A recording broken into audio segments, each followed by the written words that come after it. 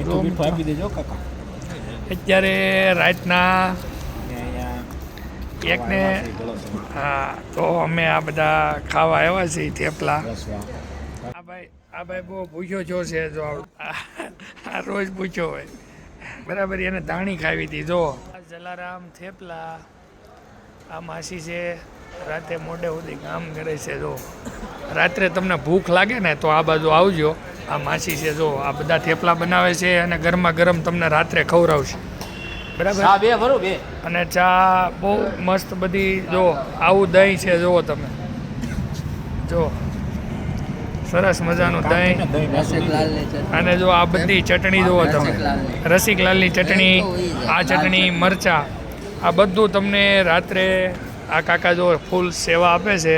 તો તમે રાત્રે ભૂખ્યા થાવ તો અહીંયા આવી અને ખાઈ જાય.